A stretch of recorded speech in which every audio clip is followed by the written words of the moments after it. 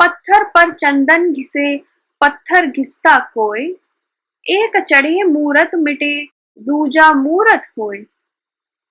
हे आपा, चंदन घिसकर उसे मूर्ति के अंगों पर लेप कर दिया जाता है, तो इससे मूर्ति का आकार मिट जाता है, दिखाई नहीं देता। दूसरे पत्थर को घिसकर मूर्ति यानी आकार बना दिया जाता है।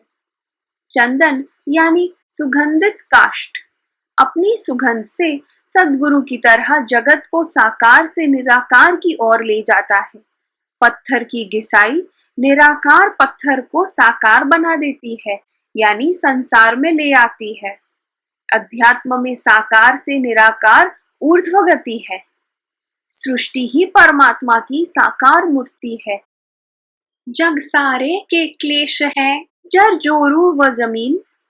भरे पेट जग तीन से, वो तारे ये तीन। हे आपा, जो संसार के पेट का पालन करते हैं, उन्हीं को संसार अपना क्लेश यानी झगड़ा समझता है। स्त्री, धन व जमीन सद्गुरु की कृपा होने पर भव सागर तैर जाते हैं। जड़ होने पर भी धन व जमीन को ऊर्ध्व गति प्राप्त हो सकती है।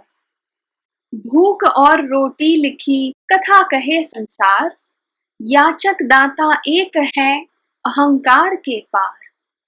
हे आपा, शरीर की दो वृत्तियां यानी भूख और प्यास सृष्टि के प्रारंभ से ही मनुष्य को सताती रही है। मांगने वाले और देने वाले दोनों में परमात्मा विराजमान है। जीते छाती गज फूले, हारे को हरि माही। हार जीत दोनों मिटे, जो तू खेलत नाही।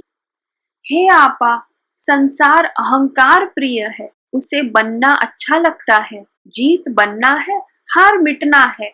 जो जीत जाता है यानी साधन संपन्न, वह गज छाती फुलाकर घूमता है और हारा हुआ यानी साधनहीन परमात्मा का आश्रय पाता है। जब हार जीत, जीवन मृत्यु, आशा निराशा, सफलता विफलता मिट जाते हैं, तब वह परमात्मा की शरण पा लेते हैं। उनमें संसार रूपी खेल खेलने का अहंकार मिट जाता है। यह कागज की नावड़ी भीगे पोत मिटाए, बिन भीगे तन मिटत है, भीगे हरि हो जाए। हे आपा, कागज की नाव भीग जाने पर अपना स्वरूप मिटा देती है। इस प्रकार न भीगने यानी भक्ति से ओत प्रोत न होने पर मनुष्य का शरीर भी अपना स्वरूप मिटा देता है यानी मर जाता है। किंतु मनुष्य परमात्मा में लीन होकर परमात्मा स्वरूप पा लेता है। काठ खिलौने खेल के सत्य न समझे कोई, जो समझेगा सत्य तो काठ सत्य जो होए। हे आपा, मनुष्य लकड़ी, पत्थर, धातु आदि के अलग अलग आकार प्रकार के खिलौने यानी मूर्तियां बनाकर साकार स्वरूप में परमात्मा पाना चाहता है, किंतु इससे उसे सत्य यानी निराकार परमात्मा समझ में नहीं आ सकते। जो सद्गुरु का सेवन करते करते परमात्मा पा जाते हैं, तो फिर उसे इन मूर्तियों यानी साकार में परमात्मा यानी निराकार प्राप्त करने की आवश्यकता नहीं रहती। अनन्य भाव से मूर्ति में भी परमात्मा पा सकते हैं, किंतु उसे दिशा प्राप्त नहीं होती। भाव नहीं, श्रद्धा नहीं, कैसे बरकत पाए। पकड़े जो सद्गुरु वचन, वही सफलता पाए। हे आपा, मनुष्य को परमात्मा के प्रति अनन्य भाव होना चाहिए, किंतु निराकार परमात्मा के प्रति श्रद्धा व भाव जागृत नहीं होते। इसीलिए सद्गुरु सानिध्य में भाव जागृत कराकर मुमुक्षु को मुकाम तक पहुंचाते हैं।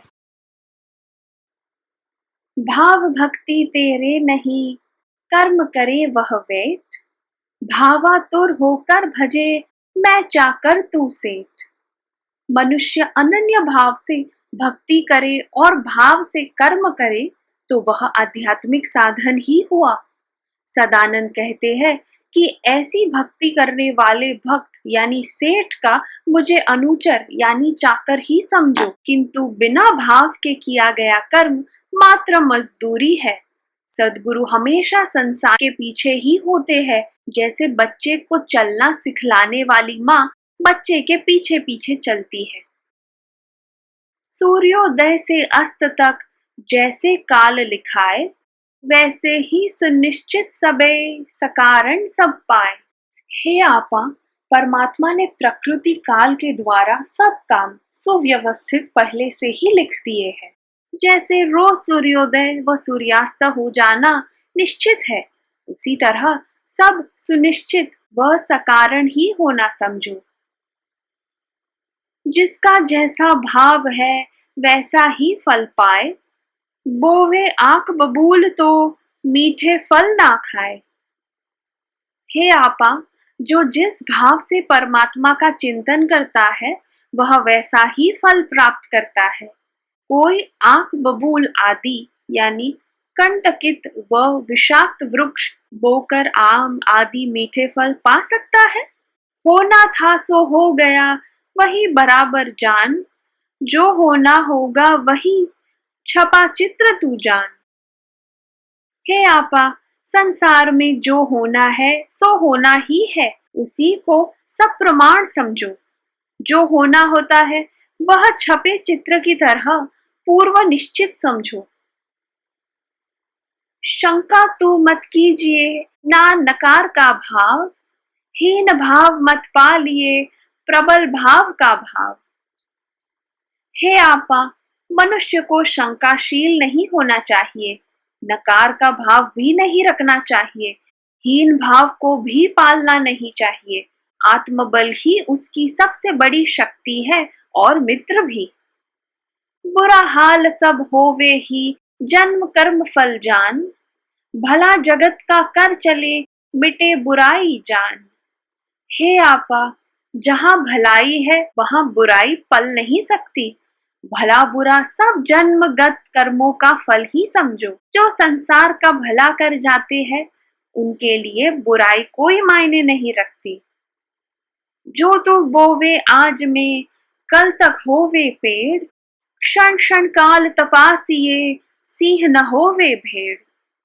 हे आपा, जो कर्म रूपी बीज तुम आज बो रही हो वह कल तक यानी निश्चित अवधि में बड़े बड़े पेड़ हो जाएंगे। आज की भक्ति की, ज्ञान की, योग की शुरुआत समय आने पर फल पककर सामने आएगा यानी परिणाम देगा। सद्गुरु एक एक क्षण जीते हैं और उसे ज्ञान की कसौटी से जांचते हैं। वे क्षण खरे उतरते हैं तो जगत के कल्याण के लिए है, और खरे नहीं उतरते तो उन्हें सद्गुरु अपने पर लेकर उनकी कठिनाई यानी पीड़ा स्वयं भोग कर जगत को बचाते हैं। जैसे माँ बच्चे के दोष अपने सर चढ़ाकर भोग लेती है।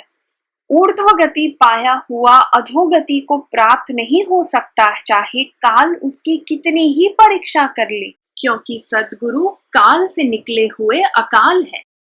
क्षण क्षण सद्गुरु जाग ही, जग सोवे दिन रात, जागे जग तो पावही, लाख टके की बात। हे आपा, आध्यात्मिक व्यक्ति का आहार, नींद, बोलना और संसार संग कम ही होता है।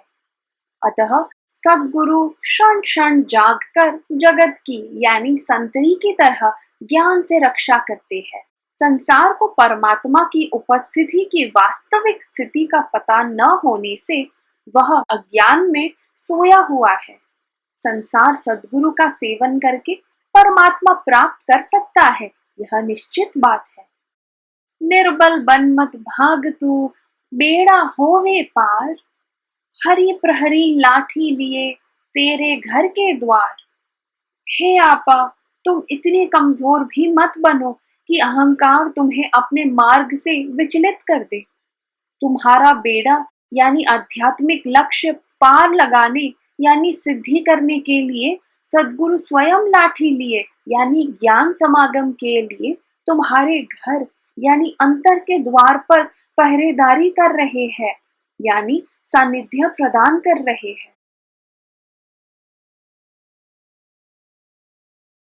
जग सारे के कलेश है जर जोरू व जमीन, भरे पेट जगतीन से वो तारे ये तीन।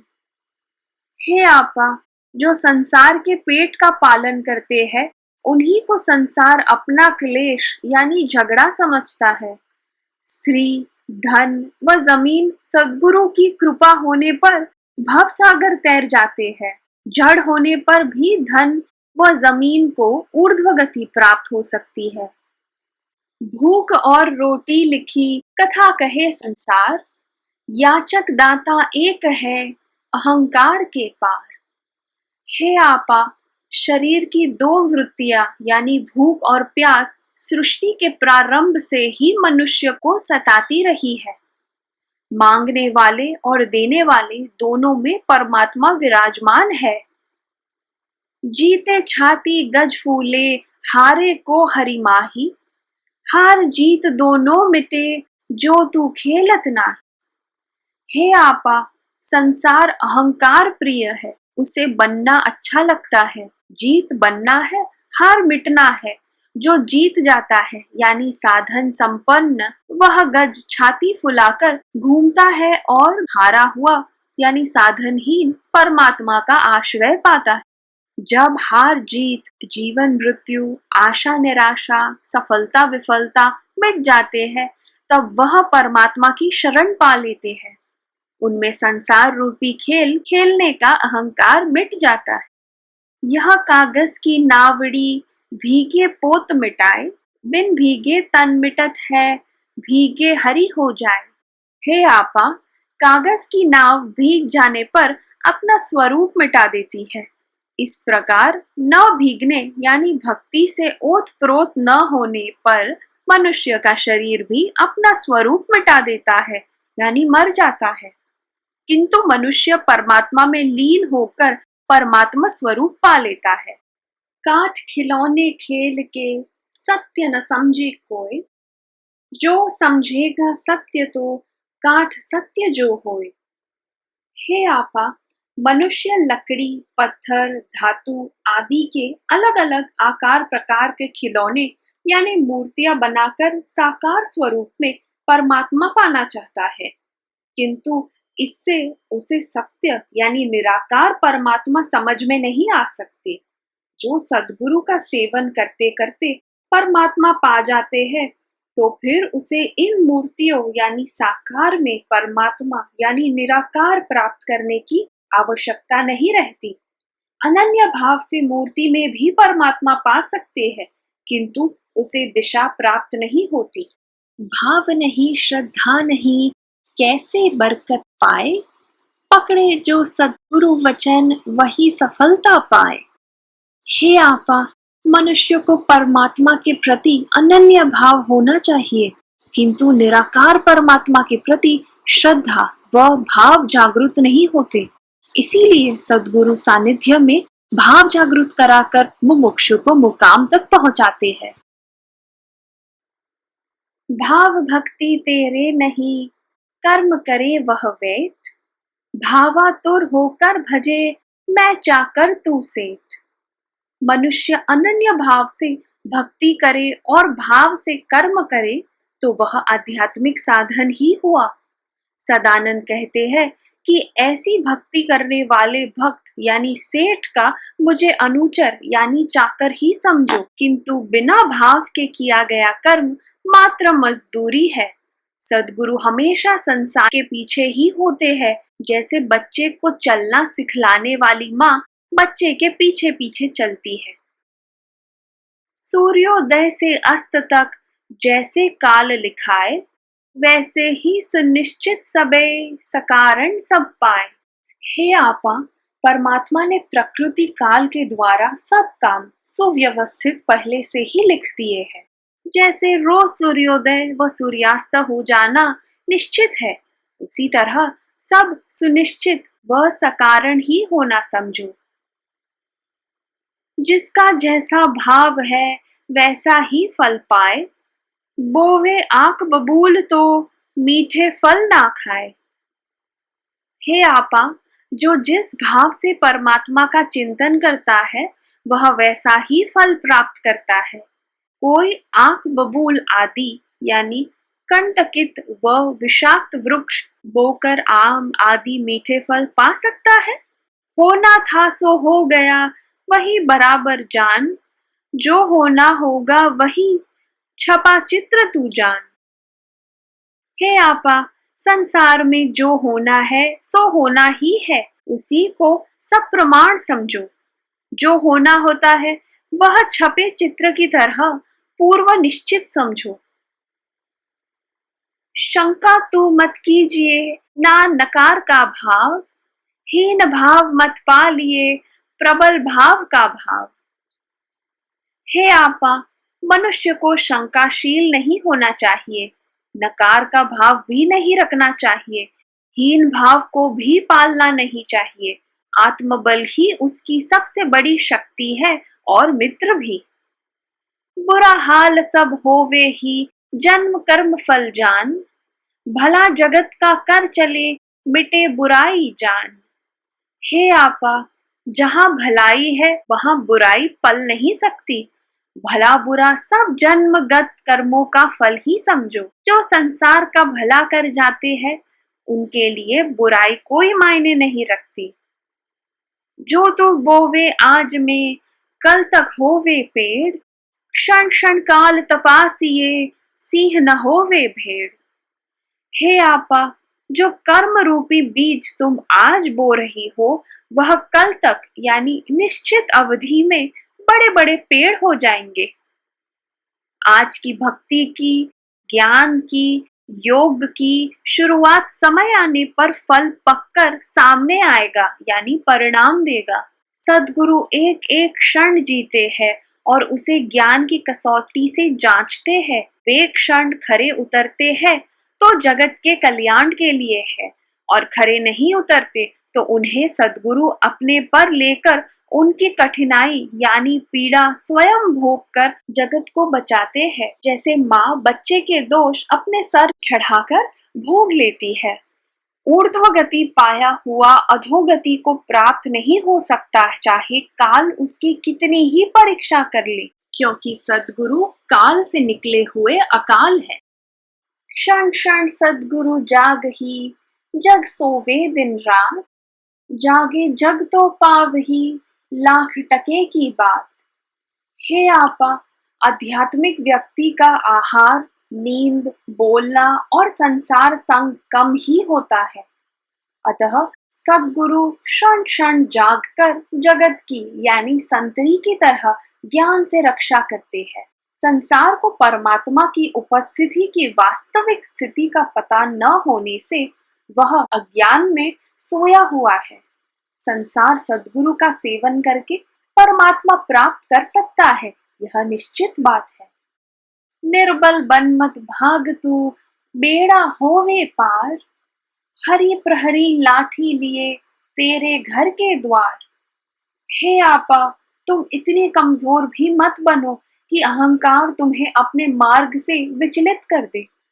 तुम्हारा बेड़ा यानी आध्यात्मिक लक्ष्य पार लगाने यानी सिद्धि करने के लिए सद्गुरु स्वयं लाठी लिए यानी ज्ञान समागम के लिए तुम्हारे घर यानी अंतर के द्वार पर पहरेदारी कर रहे हैं यानी सानिध्य प्रदान कर रहे हैं।